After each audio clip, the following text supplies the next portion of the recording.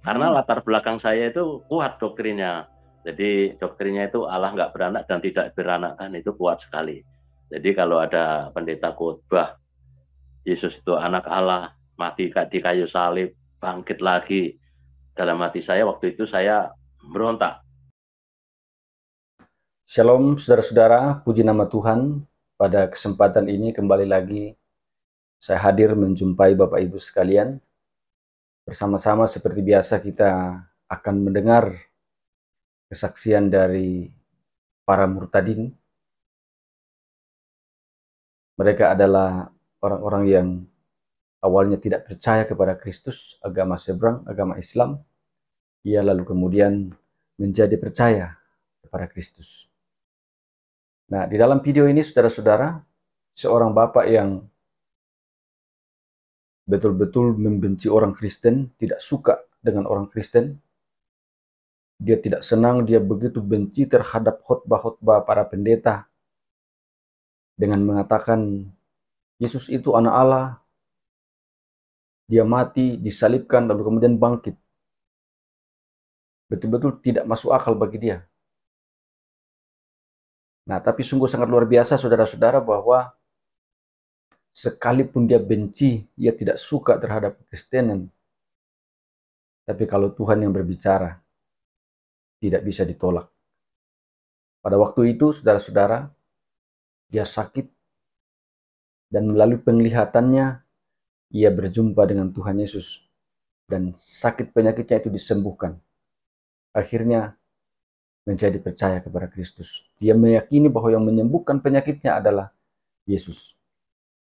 Nah, video-video seperti ini, saudara-saudara, kesaksian-kesaksian seperti ini, ada banyak orang-orang seberang yang kepanasan. Ya, kenapa saya katakan demikian? Karena setiap saya upload video ini, video-video seperti ini, ada yang mengatakan bohong,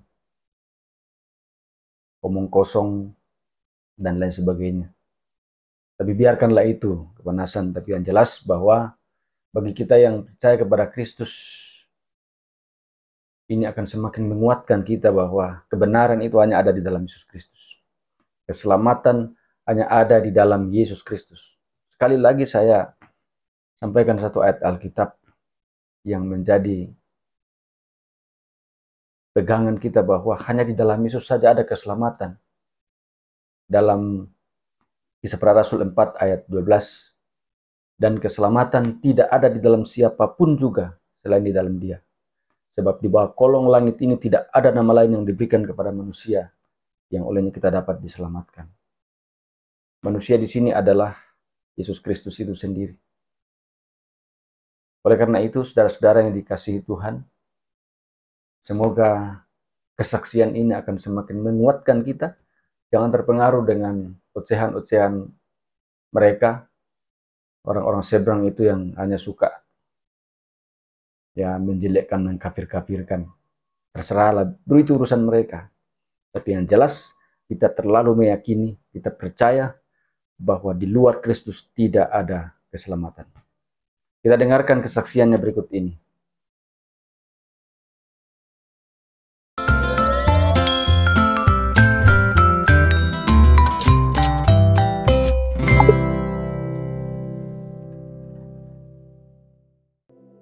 Saya lulus sekolah, saya merantau ke Jakarta, dan saya merantau di Jakarta, saya ketemu dengan istri saya, yaitu orang Madura.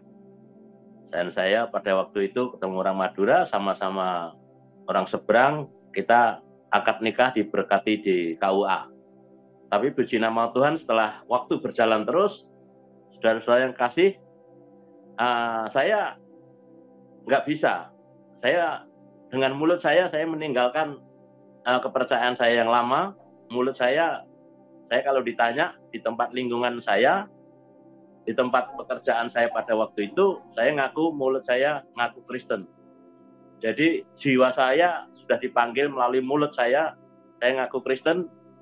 Karena begini, kalau saya nggak ngaku Kristen, saya di lingkungan saya masih kanan kiri masih saudara sepupu kita suka diajak pengajian, suka diajak ibadah yang saya kurang respon. Jadi saya menghindar dengan mulut saya ngaku Kristen. Supaya saya nggak diajak ratipan, nggak diajak pengajian. Nah, di kantor pun juga demikian, saya ngaku Kristen. Walaupun saya sama sekali belum masuk gereja dan saya belum tahu organisasi gereja. Dan pada waktu saya sekolah, saudara-saudara, saya itu paling anti, paling benci sama orang Kristen. Jadi pada waktu saya sekolah, saya benci sama orang Kristen, terutama orang-orang Cina. Pada waktu itu identik kalau orang Cina itu menurut saya itu Kristen. Padahal kalau setelah saya tahu ini belum tentu orang Cina itu Kristen. Tapi pada waktu itu saya benci sama orang Cina, pemikiran saya itu Kristen. Saya cari masalah, cari gara-gara. Pada waktu sekolah itu saya cari gara-gara dengan anaknya yang sekolah sama-sama gitu. Kalau ada Cina, saya sengaja saya cari gara-gara supaya saya bisa ribut sama mereka, saya bisa ribut, saya bisa mukul dia, saya ada kepuasan batin pada waktu itu. Saudara-saudara yang kasih dalam nama Tuhan, setelah jalan waktu berjalan terus, saudara-saudara, di tempat saya bekerja, itu di salah satu kontraktor besar, waktu itu saya dipindah ke Batu Malang, Jawa Timur, termasuk 5 orang, dan saya salah satunya saya. 5 orang itu, yang 2 orang itu asli orang Bekasi, yang 2 orang Palembang, yang saya 1 orang Jawa. Nah, 5 orang itu KTP-nya waktu itu masih semua sama. Saudara-saudara yang kasih, pada waktu saya di Batu Malang, karena proyek itu memakan waktu panjang, itu sesuai dengan peraturan perusahaan. Kalau kita mengerjakan proyek lebih dari 2 minggu, kita nggak boleh tinggal di hotel, kita harus kos. Nah, akhirnya kita cari kos, 5 orang ini cari kos, ketemu kos-kosan itu rumah besar dibagi 2. Jadi yang separuh itu yang punya rumah, yang separuh kita tempati orang 5 yang dari Jakarta. Nah, singkat cerita, 5 orang ini rupa-rupanya diperhatikan sama ibu kos. Yang punya rumah ini memperhatikan. Nah, suatu saat ibu kos ini ketemu saya pas waktu itu menjelang maghrib, dia nanya, "Bapak, temennya pada kemana kok sepi?" Saya bilang, "Lagi sholat, Bu," saya bilang gitu. "Bapak kok enggak?" "Oh, saya sholatnya lain. Karena saya terbiasa dulu tinggal di tempat saya di Jakarta dan di kantor saya ngaku Kristen, saya ditanya sama ibu itu juga saya lain. Lain kenapa? Saya Kristen. Walaupun saya belum pernah sama sekali, saya katakan sekali lagi, belum pernah sama sekali saya jadi orang Kristen. Padahal benci saya.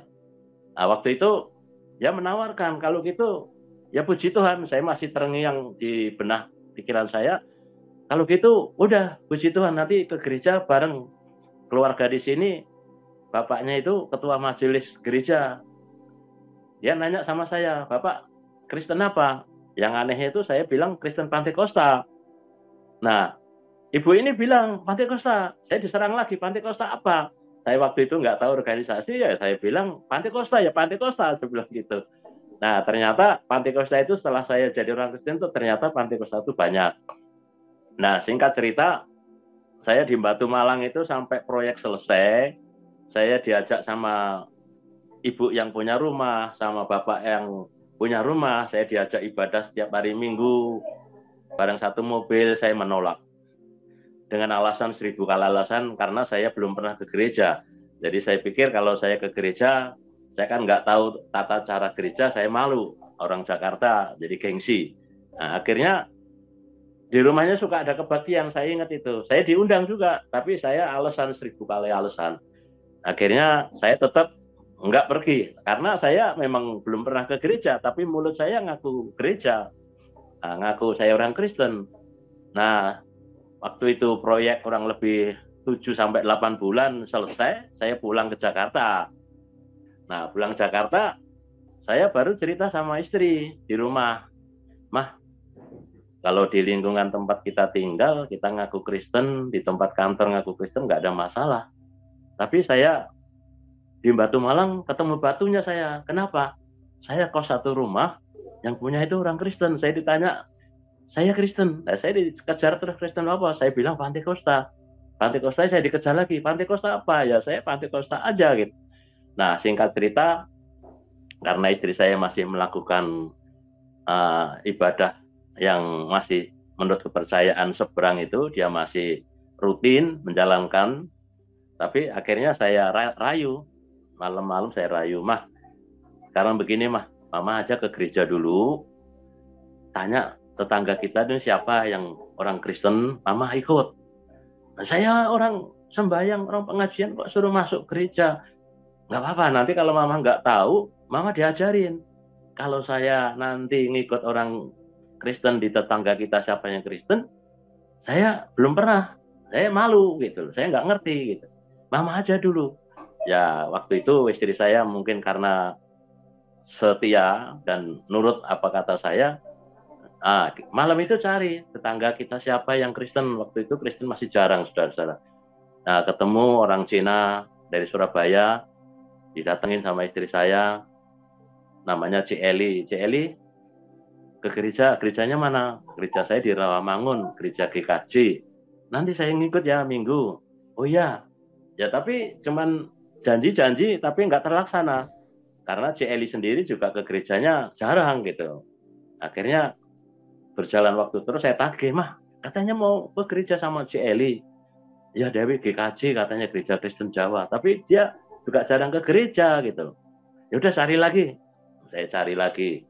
Malam itu cari siapa itu tangga kita yang Kristen gitu. Ketemu orang Ambon. Orang Ambon. Nah, istri saya nanya, Om orang gereja ya? Iya, gerejanya di mana? Di Tanjung Priok. Dia GKI. Kalau gitu, kalau minggu ke gereja saya bisa ikut, Om. Oh bisa. Tapi saya kadang-kadang ke gereja, kadang-kadang enggak. Nah itu dia sendiri juga ke gerejanya kalau pas Natal dan Paskah gitu. Jadi gerejanya dia jarang, akhirnya enggak terlaksana juga. Tapi karena jalan waktu terus saya kejar, mana mama? Katanya itu Om Ambon mau ngajak, mana dia sendiri juga jalan ke gereja. Nah akhirnya kita temu tetangga sebelah, itu namanya Pak Filipus, suaminya orang dari Semarang, istrinya orang Betawi, tapi dia Kristen. Nah, Ibu Filipus itu katanya orang gereja, coba tanyain.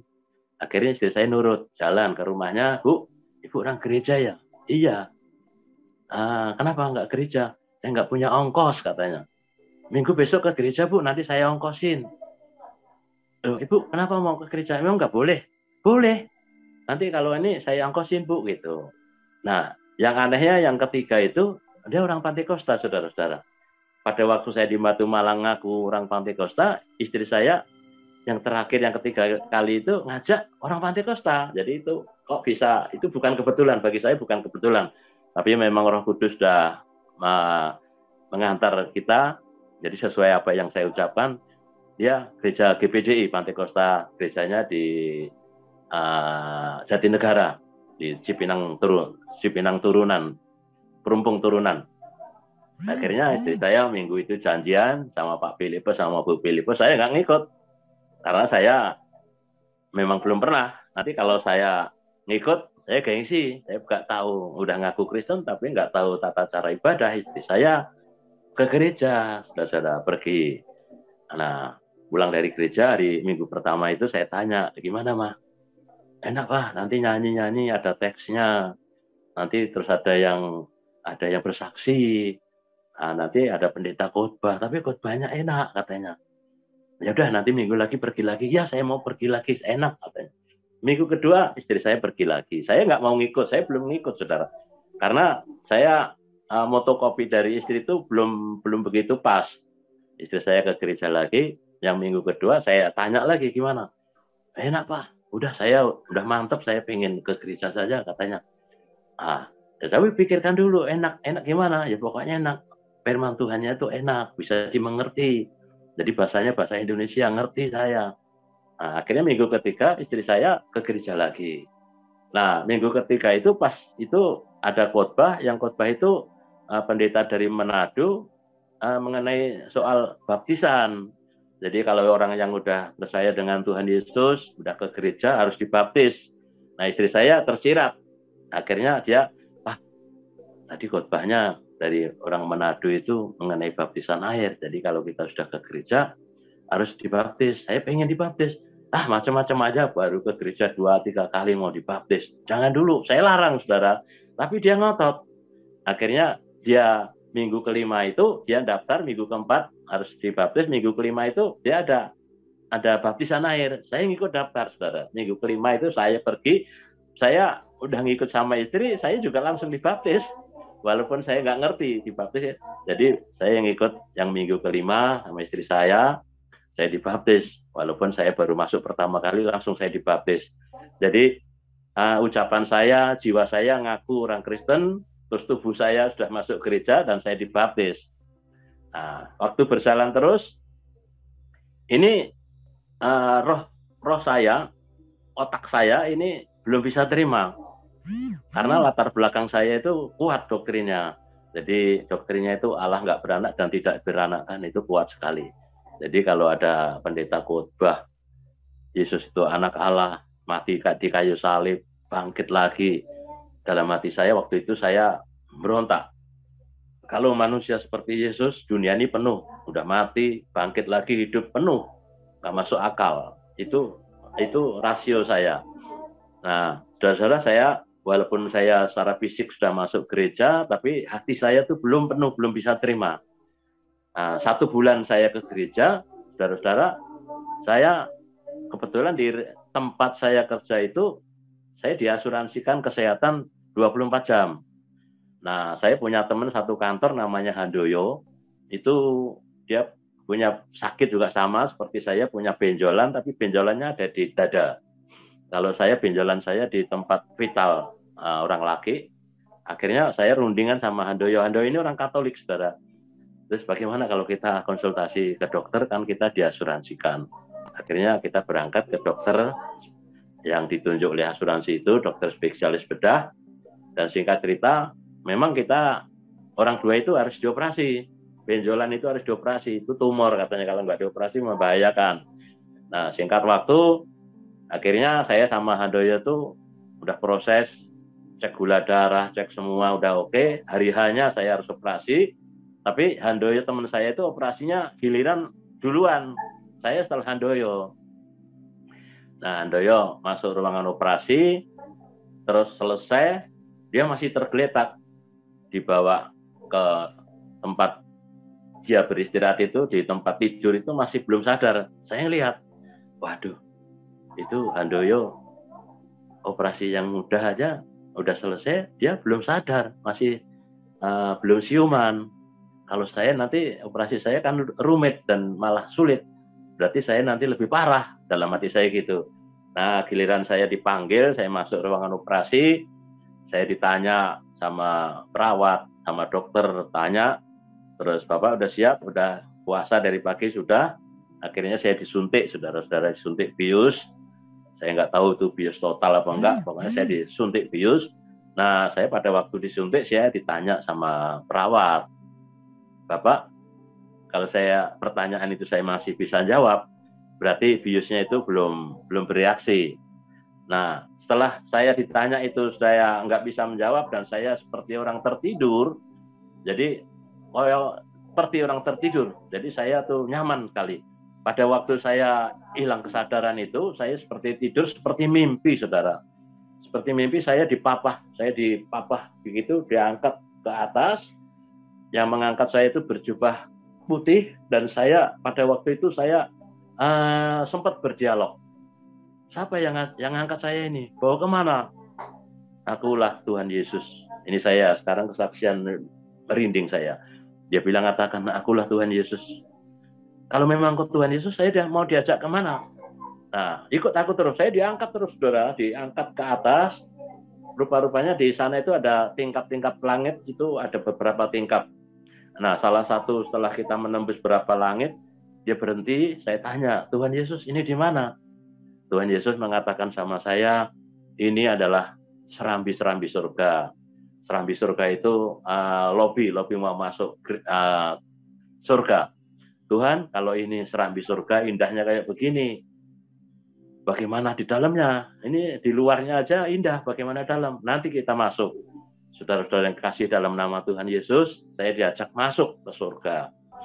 Lebih indah lagi, lebih nyaman, saudara, lebih nyaman. Nah, lebih nyaman, dan pada waktu itu, saudara-saudara, pada waktu saya menghadapi operasi yang tadi saya takut, cemas, karena teman saya sudah operasi lebih dulu, dia belum sadar, saya masuk ruangan operasi, saya cemas, saya takut banget, saudara. Tapi saya ingat satu pujian yang mengatakan begini, saudara. Saya ada, Tuhan pun ada, di mana-mana Tuhan pun ada. Mengapa susah, tak perlu takut, Tuhan selalu menolongku. Jadi itu saya nyanyian itu nggak saya nyanyian itu cuma dalam hati, tapi nyanyikan dengan penuh perasaan. Itu pada waktu saya mau menghadapi operasi tadinya cemas, takut, dengan menyanyi itu rasa takut saya hilang, saudara. Hilang, nah terus saya diangkat sama Tuhan Yesus ke atas, ke surga, dan Tuhan mengatakan, ini surga. Tuhan, kalau memang ini surga, mulai detik ini Tuhan, saya mau tinggal di sini untuk selama-lamanya, saya nggak mau kembali ke dunia. Tuhan Yesus mengatakan sama saya, ada dua jawaban. Kamu nanti akan tinggal di sini, tapi belum sekarang, tidak sekarang. Kamu kembali ke dunia dulu, ceritakan apa yang ada di dalam surga ini kepada orang yang sudah kenal aku, tapi yang melupakan aku. Yang pertama. Yang kedua, ceritakan apa yang ada di dalam surga ini kepada orang yang belum percaya kepada aku. Itu terakhir kata-kata dua pesan itu, saudara, saya langsung sadar. Saya sadar, saya menyanyi, pujian saya menyanyi. Saya menyanyikan haleluya 12 kali, padahal saya dulu nggak bisa menyanyi, saudara. Saya menyanyi haleluya, haleluya, haleluya, haleluya. Saya penuh semangat, penuh sukacita banget menyanyikan haleluya itu.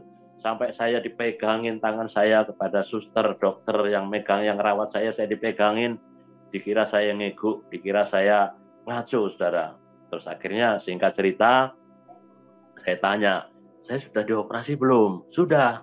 Bapak nggak boleh banyak gerak. Nanti kalau Bapak banyak gerak, nanti bisa muntah dan Bapak nanti malah lebih bahaya. Saya tanya sampai 3 kali. Jawabannya katanya sudah. Akhirnya setelah 3 kali saya dijawab sudah operasi, saya itu terbaring dari tempat tidur, saya turun, saudara. Turun, saya jalan kaki.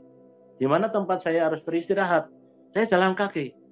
Kayak orang seperti orang nggak pernah operasi. Saya jalan kaki. Saya dipegangi sama suster. Saya berontak, saya nggak perlu dipegang, saya bisa jalan sendiri. Nah, saya pada waktu itu adik sepupu saya sama istri saya melihat saya kecewa. Raut mukanya saya lihat tuh kecewa. Nanya saya, Bapak nggak jadi operasi? Jadi. Nah, kok sudah jalan? Saya bilang, nanti saya cerita. Nanti saya kasih kesaksian. Nah, terus saya melihat Handoyo yang teman saya yang lebih dulu itu belum sadar, saudara-saudara. Dari jam 9 dia operasi, jam 3 dari baru sadar. Saya setengah jam persis saya sadar dan saya ketemu dengan Tuhan Yesus, saya diajak ke surga. Mulai saat itu komplit hidup saya. Manusia terdiri dari 3 oknum, tubuh, jiwa, dan roh. Pertama, jiwa saya ngaku Kristen melalui lidah saya, tubuh saya masuk gereja, dan roh saya ketemu berjumpa dengan Tuhan Yesus melalui saya operasi. Jadi hidup saya ini sudah klop. Jadi saudara-saudara yang kasih dalam nama Tuhan Yesus Kristus, kita jangan cemas. Kita menjadi anak-anak Tuhan, menjadi orang Kristen, percaya dengan Yesus, kita jangan kecewa. Tuhan Yesus itu berjanji melalui firman adalah iya dan amin. Bahwa surga yang kita siapin, yang Tuhan siapin bagi kita itu, saudara-saudara, itu boleh diaminkan. Karena saya pengalaman pribadi, saya melihat surga itu ada. Nah, waktu berjalan terus, saudara-saudara, setelah saya menjadi orang Kristen yang sudah diurapi, Yesus Kristus udah ada di dalam tubuh, dalam hati saya menjadi Kristen, saya sudah duniawi ini saya tinggalkan. Ada firman Tuhan yang mengatakan di dalam Matius 6 ayat 33, carilah dahulu kerajaan Allah dan kebenarannya, semua akan ditambahkan. Dulu pada waktu saya belum kenal Tuhan Yesus, saya mencari materi dulu, mencari bonusnya terus, mencari kerajaan Allah saya kesampingkan. Tetapi puji Tuhan, setelah saya mengenal Yesus, saudara-saudara, ayat ini saya jadikan emas di dalam hidup saya. Kita cari dahulu kerajaan Allah dan kebenarannya, maka semuanya akan ditambahkan kepadamu. Itu berbicara pribadi lepas pribadi. Nah, saudara-saudara yang kasih dalam nama Tuhan Yesus Kristus, setelah itu saya berjalan terus, Roh Kudus berapi-api dalam kehidupan saya. Saya konsultasi rundingan sama Pak Filipus yang ngajak istri saya pertama ke gereja. Akhirnya saya, bagaimana kalau Pak Filipus rumahnya, waktu itu Pak Filipus rumahnya agak lumayan besar. Waktu itu saya masih ngontrak, saudara-saudara. Terus bagaimana kalau rumahnya kita buat ibadah yuk, buat persekutuan. Nah, Pak Filipus setuju. Akhirnya dibuka di rumahnya Pak Filipus itu sebulan sekali persekutuan, dilayani oleh hamba Tuhan. Dengan berjalannya waktu sebulan sekali itu banyak orang-orang yang datang gitu. Ada yang datang ikut persekutuan. Akhirnya setelah persekutuan itu maju, akhirnya beberapa yang pernah ngikut itu mengusulkan bagaimana kalau kita 2 minggu, jangan sebulan lah, kelamaan. Akhirnya dari sebulan jadi 2 minggu sekali. Nah, pada waktu rumahnya Pak Filipus dijadikan persekutuan itu, saudara-saudara, banyak mujizat yang dinyatakan. Ada tetangga saya, pada waktu itu istrinya mau melahirkan, dari pagi sampai pagi lagi, udah ada dukun bayi yang ngerawatnya tapi belum bisa lahir. Pagi-pagi subuh, rumah saya diketok sama anaknya, sama suaminya yang mau melahirkan itu. Saya diminta, Bapak tolong istri saya sekarang ini mau melahirkan, dari kemarin belum bisa lahir. Bapak tolong ke rumah, doakan istri saya. Padahal dia agamanya, dia kepercayaannya beda, saudara. Tapi dia respon untuk minta kita doakan. Saya merasa senang. Dia bukan orang Kristen tapi minta saya supaya didoakan, supaya mendoakan istrinya mau melahirkan. Saya datang sama istri saya klaim, karena saya sudah ketemu pribadi sama Tuhan Yesus, saya klaim dalam nama Tuhan, ibu ini mau melahirkan, bukan kekuatan saya, tapi dengan Roh Kudus, Tuhan jamah agar ibu ini lahir. Amin. Langsung cengar nangis, saudara-saudara. Langsung, nggak nunggu berapa lagi. Langsung begitu saya amin, langsung cengar. Itu mujizat, saudara-saudara. Mujizat ini sampai merinding saya. Akhirnya keluarga mereka, anaknya, suaminya lama-lama ngikut ibadah di gereja. Ada lagi yang orang ekonominya agak pas-pasan, dia minta pekerjaan sama saya. Bukan saya kasih pekerjaan, tapi saya ajak ke gereja. Nanti artinya kalau saya ajak ke gereja, biar dia percaya sama Tuhan Yesus, nanti supaya Tuhan sendiri yang ngasih. Itu satu keluarga saya ajak persekutuan.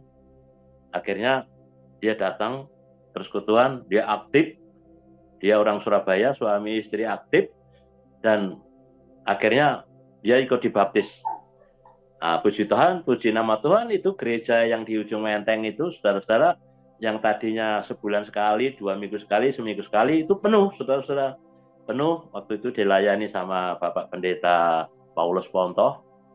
Nah, akhirnya Pak Paulus Pontoh ini dipanggil Tuhan, akhirnya yang meneruskan sekarang itu menantunya. Jadi puji Tuhan, sekarang di gereja ujung Menteng itu, gerejanya udah besar, ya puji Tuhan, ada sekolahan dari TK sampai SMP sampai SMK. Itu kebanggaan saya, saya orang perintis yang pertama, ada gereja di ujung Menteng. Dulu di ujung Menteng itu paling fanatik, saudara-saudara. Kita ibadah aja sulit untuk menembus, tapi saya puji Tuhan, kalau kita bersandar kepada Tuhan, Tuhan sendiri yang akan membuka jalan. Tidak ada yang mustahil bagi Tuhan. Di ujung Menteng, bagi orang mungkin sulit untuk buka gereja pada waktu itu. Tapi puji nama Tuhan, sekarang ada gereja yang besar. Dan saudara-saudara yang kasih dalam nama Tuhan Yesus Kristus, nah jalannya waktu berjalan terus, nah saya terus ngambil rumah BTN di Bekasi, saya bergabung sama gereja GUP, Gereja Utusan Pantekosta, itu juga lagi perintisan dari nol, tapi puji Tuhan di Bekasi sekarang dari perintisan nol, sekarang udah ada gereja yang besar. Walaupun dulu pas ibadah, saudara-saudara, akhir tahun, itu ibadah dilemparin batu, sampai itu asbesnya ada batu yang segede-gede itu masuk tapi nggak ngenain orang. Itu pengalaman saya di Bekasi itu banyak. Kalau di resolusi mau mau dibakar, saya nggak takut karena Tuhan senantiasa di pihak kita. Jadi kalau kita dijahati orang, jangan kita balas kejahatan. Pembalasan itu ada di pihak Tuhan. Tapi puji Tuhan di Bekasi ada gereja besar, GUP, dan rupa-rupanya setelah saya sadar, setelah saya menjadi orang Kristen, saya ini dari Bekasi, perintisan sudah dapat gereja, saya dipindah, saudara. Saya di Tangerang. Tangerang juga dalam perintisan, ya puji Tuhan sekarang lagi bangun, gereja lagi bangun, ya bantu doa, sekarang lagi proses pembangunan. Nah itu sumber dananya justru bukan dari saudara-saudara kita, tapi justru dari orang Buddha, saudara. Yang ngasih dana sampai berdiri, puji nama Tuhan, itu sampai sekarang masih tahap pembangunan. Jadi saya setelah pengalaman pribadi dengan Tuhan Yesus, saya ketemu secara pribadi, saya hidup ini saya nggak takut. Mau ngadepin apapun, saya nggak takut. Mau ibadah diganggu orang, saya nggak takut, saya serahkan sama Tuhan. Karena Tuhan nanti akan beracara. Jadi saudara-saudara, setelah saya tahun 2014, itu istri saya yang Madura itu dipanggil Tuhan, saudara-saudara. Dipanggil Tuhan, terus tahun 2016, Tuhan kirimkan jodoh lagi, pasangan saya, yang visi misinya sama-sama saya, itu kok orang Cina gitu loh. Padahal saya dulu benci sama orang Cina, tapi istri saya yang dua ini orang Cina. Jadi ya kalau kita membenci, malah justru Tuhan menyelekkan mata kita supaya kita dulu benci, sekarang malah pasangan kita orang Cina. Jadi saya sama istri, visi dan misinya sama, dan kita sering pelayanan.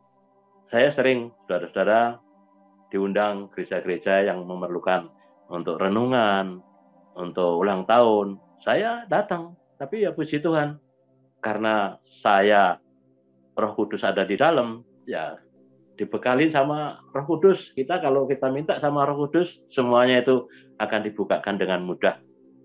Jadi pengalaman dengan Tuhan Yesus itu indah.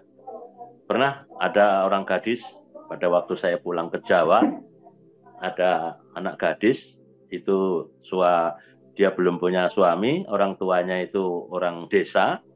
Nah, itu anaknya gadis, itu gila, saudara. Gila, dan dia pernah telanjang. Anak gadis, saudara, pernah telanjang. Nah, pada waktu saya pulang ke daerah itu ke Jawa, saya bawa mobil. Nah, ada teman saya ngasih tahu, tolong itu anterin anaknya Pak itu mau rumah sakit. Sakit apa? Dia sakit jiwa, gila. Akhirnya saya menawarkan diri sama orang tuanya itu, bagaimana kalau saya antar ke rumah sakit jiwa di Solo, saya antar. Pertama saya antar, yang kedua saya karena ngelihat prosesnya pengobatan itu disetrum, saudara.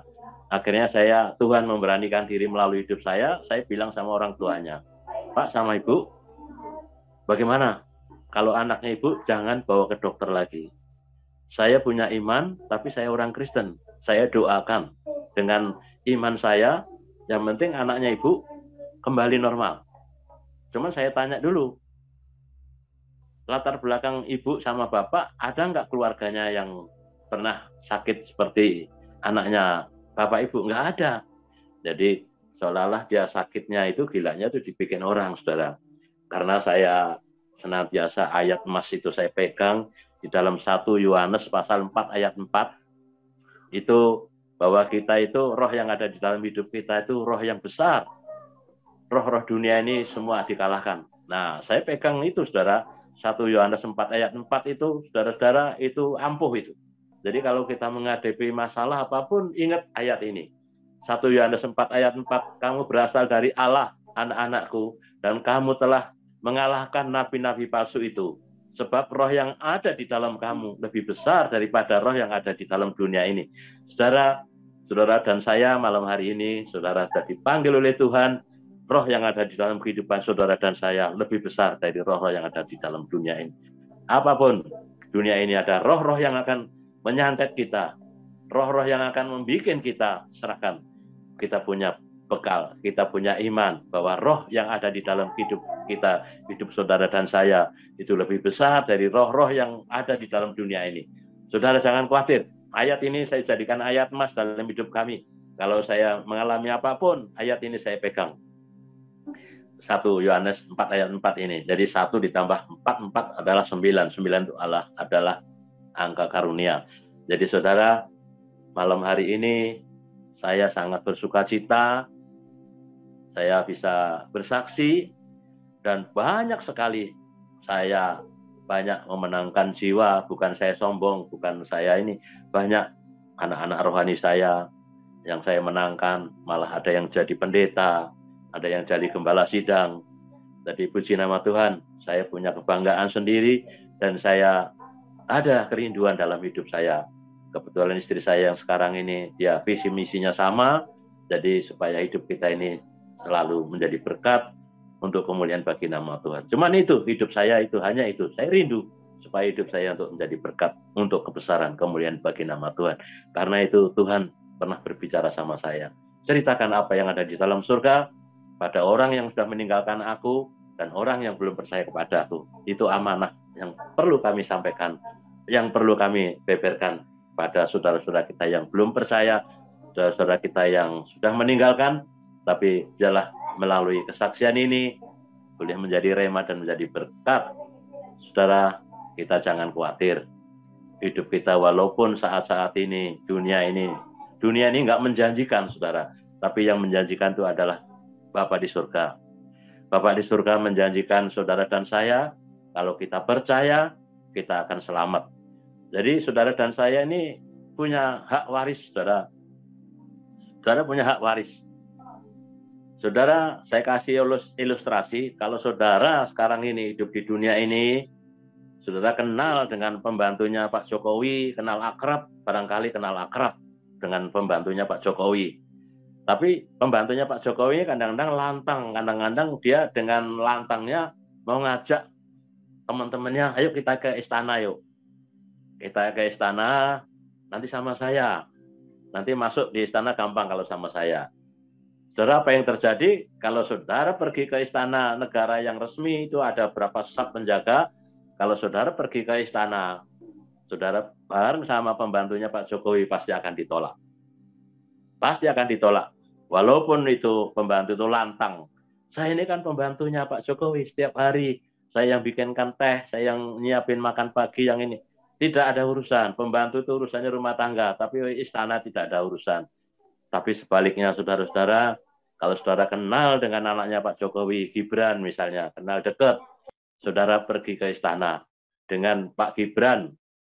Saudara masuk ke istana dengan Gibran, saudara sounder ditanya, walaupun yang jaga itu pas pampres dengan tegap-tegapnya, dengan gagah-gagahnya, pasti begitu dilihat Pak Gibran yang ada Pak Gibran dan ngajak temannya, paling langsung suruh masuk, saudara. Begitu juga saudara dan saya, kalau saudara masuk dalam kerajaan surga harus melalui Yesus. Tanpa melalui Yesus tidak akan bisa. Apalagi lewat pembantunya. Yesus Kristus itu ada anak Allah yang benar-benar anak Allah. Dia mati dan bangkit karena sekarang ini ada di surga menyediakan tempat bagi saudara dan saya. Oleh sebab itu kita punya hak waris. Warisan kita yaitu surgawi. Hidup ini sementara. Hidup ini, dunia ini nggak menjanjikan yang baik.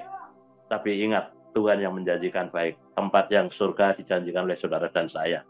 Dan malam hari ini, saudara-saudara yang kasih dalam nama Tuhan Yesus Kristus, berdoa untuk saya dan keluarga saya.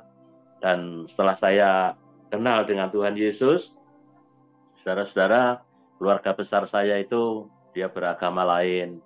Setelah saya percaya dengan Yesus, satu-satu, saudara saya ada 6, saudara, 6 bersaudara. Saya yang paling kecil. Nah, orang tua saya juga belum kenal sama Yesus, tapi kakak saya yang paling tua itu aneh, saudara. Dia rajin dia sholat, rajin bayang. Tiba-tiba saya waktu pulang ke daerah, dia mendekati saya. Saya nanya sama saya, kamu sekarang ke gereja? Iya. Saya lihat kamu ke gereja, berubah ya, perubahan kamu banyak. Saya ikut dong. Saya kaget, saudara. Ikut. Kenapa? Kan kakak udah melakukan ini. sembahyang sendiri. Enggak, saya enggak mau lagi. Kenapa? Kemarin saya waktu lagi doa bersama, saya dikatain sama gurunya. Jadi dia sakit hati. Terus pada waktu saya pulang, dia konsultasi sama saya, pengen ikut ke gereja, tapi waktu itu saya waktunya nggak cukup, saya nggak sempat ngajak ke gereja. Saya ada salah satu pendeta di daerah di kampung saya datengin, saya kasih cerita bahwa kakak saya itu mau ke gereja, tolong dilayani pribadi, dibesuk supaya ke gereja. Nah, akhirnya saya kasih mandat begitu, saya pulang ke Jakarta. Minggunya saya telepon, kakak saya sudah masuk gereja, saudara. Suami istri dan anak-anaknya masuk semua. Yang kakak saya yang pertama. Terus kakak yang nomor 3, puji Tuhan, sekarang udah masuk semua, tinggal satu yang belum. Kakak saya laki-laki nomor 3 dari saya, itu belum. Tapi saya percaya di dalam nama Tuhan Yesus tidak ada yang mustahil. Dan orang tua saya, bapak saya, pada waktu bapak saya lupa nggak mendoakan orang tua saya. Tuhan, kalau Tuhan sudah menyelamatkan aku, Tuhan selamatkan orang tuaku. Saya waktu itu nggak berdoa, saudara. Saya dengan enjoy, dengan kenyamanan saya lupa nggak mendoakan orang tua saya. Nah, waktu bapak saya meninggal, itu masih acara biasa, masih disolatkan, saudara. Nah, pengalaman itu saya terpukul, saya berdoa terus, saudara, berdoa terus. Tuhan, saya berdoa untuk ibu saya yang tinggal satu-satunya orang tua saya, biarlah ibu saya ini menjadi percaya dengan Yesus, supaya Tuhan sudah menyelamatkan aku, Tuhan selamatkan ibuku. Saudara, itu rupa-rupanya kalau kita doa orang yang benar, doa bukan doa yang benar ya, doa orang yang benar, itu benar khasiatnya. Tapi akhirnya ibu saya pengen, waktu saya ke gereja, dia pengen mau ke gereja ya. Iya, aku ngikut saudara-saudara, ngikut ibu saya. Jadi walaupun belum dibaptis, tapi dia udah percaya bahwa Yesus itu juru selamat. Nah, karena dia sudah keluar masuk gereja, walaupun belum dibaptis, tapi sempat dipanggil Tuhan. Tapi saya yakin ibu saya masuk surga. Dan saudara-saudara, banyak saudara kandung saya, 6, tinggal sampai saat ini yang belum 1. Yang belum percaya dengan Tuhan 1. Tapi saya masih beban saya supaya kakak saya ini bisa percaya dengan Yesus, supaya diselamatkan seperti saya. Dan puji Tuhan, sekarang kegiatan saya abdikan, hidup saya abdikan untuk Tuhan. Selagi saya masih bisa bernapas, ada salah pujian yang mengatakan hidup ini adalah kesempatan. Jadi hidup ini kesempatan, jangan sia-siakan waktu. Jangan sia-siakan waktu yang Tuhan sudah berikan. Jadi kita mari, selagi kita masih bisa, masih kuat, kita bekerja untuk Tuhan, untuk melayani Tuhan, banyak menangkan jiwa. Karena kalau kita nanti, saudara-saudara, kita menjadi orang Kristen, bukan yang dilihat, bukan penampilan kita, tapi buah-buahnya. Saudara, kalau melihat pohon mangga yang rindang, daunnya seger, banyak, tapi kalau nggak ada buahnya, seperti pohon zaitun, seperti pohon anggur yang nggak ada buahnya, itu ditebang, kata Yesus. Tebang, dibakar. Oleh sebab itu, malam hari ini, saudara-saudara, saudara dan saya malam hari ini, kita dipanggil Tuhan, ada rencana bagi Tuhan. Saya percaya, kalau saya dipanggil Tuhan, itu karena panggilan. Tapi sebaliknya, kalau sejak dulu kita kecil, bukan beragama Kristen, tapi setelah saya dewasa, saya percaya dengan Yesus, itu panggilan. Tapi sebaliknya, kalau sejak lahir, itu memang udah keluarganya orang percaya sama Yesus dan orang Kristen. Setelah dewasa, dia menjadi orang berbalik pada Kristen, itu duniawi, saudara. Mari kita jaga iman kita berjuang iman kita, supaya iman kita tetap teguh, supaya kita jangan digoyahkan oleh dunia ini. Banyak iming-iming, banyak dunia ini yang mengiming-iming orang-orang percaya, supaya kita terjerat dalam dosa, akhirnya kita meninggalkan Tuhan. Saudara, kalau saudara saat ini masih hidup, saudara meninggalkan Tuhan, saudara ibarat seperti bunuh diri. Jadi bunuh diri itu secara fisik juga, kalau saudara gantung itu mati, itu bunuh diri secara fisik. Tapi kalau saudara meninggalkan, sudah percaya dengan Yesus, apalagi dibaptis, saudara meninggalkan kepercayaan, meninggalkan Yesus Kristus, saudara bunuh diri secara rohani. Warisan saudara lepas, jadi saudara tidak akan mengalami hidup kekal, tapi hidup yang sengsara di neraka sampai selama-lamanya. Oleh sebab itu, malam hari ini kesaksian saya selama mengiring Tuhan Yesus, suka duka. Tapi kalau saya hitung-hitung, banyak sukanya daripada dukanya. Banyak sekali, saudara-saudara. Kemarin waktu Lebaran yang terakhir kemarin, karena waktu itu pandemi, saya nggak bisa pulang ke daerah, ada 2 tahun nggak bisa pulang. Tapi Lebaran kemarin itu kita pengen pulang ke kampung, saudara. Pengen pulang ke kampung, terus saya sama istri, sama anak, sama keluarga satu mobil. Ya, saya biasa kalau kita mau bertindak, kita berdoa minta pimpinan sama Tuhan. Saudara, apa yang terjadi itu di tol sebelum Kali Kangkung, itu tolnya sepi, nggak ada kendaraan, sepi. Dan kebetulan saya bawa mobil saya itu dashboardnya yang bagian belakang itu lepas bautnya, jadi eplek gitu, saudara. Akhirnya saya berhenti, saya benerkan, saudara. Saya minggir di marka yang paling pinggir sekali dan saya nyalakan lampu sen. Begitu saya udah selesai benerkan dashboard saya berangkat, itu mobil yang dari belakang itu mau nabrak saya, jadi Tuhan merintahkan malaikat itu dibanting ke kanan, sudah sampai dia melintir 3 kali. Jadi kalau itu bukan kebetulan, saya yakin itu pertolongan Tuhan. Tuhan mengirimkan malaikatnya untuk supaya dibelokkan, nggak jadi nabrak saya. Saya puji Tuhan. Jadi mujizat itu masih ada, kuasa Tuhan itu masih ada. Sampai sekarang ini Tuhan masih eksis, Tuhan masih memberkati saudara dan saya. Jangan tinggalkan Tuhan. Pesan saya, jangan tinggalkan ibadah. Jangan tinggalkan persekutuan sama Tuhan. Baik, saudara-saudara yang dikasihi Tuhan, demikian video ini. Semoga semakin mencerahkan, semakin membuat kita semakin sadar akan kebenaran, dan tidak menutup kemungkinan juga ada orang-orang yang tidak percaya kepada Kristus yang mendengarkan atau menonton video ini akan menjadi percaya bahwa kebenaran sejati hanya ada di dalam Yesus Kristus. Keselamatan hanya ada di dalam Kristus. Di luar Kristus tidak pernah ada keselamatan. Tuhan Yesus memberkati saudara-saudara sekalian.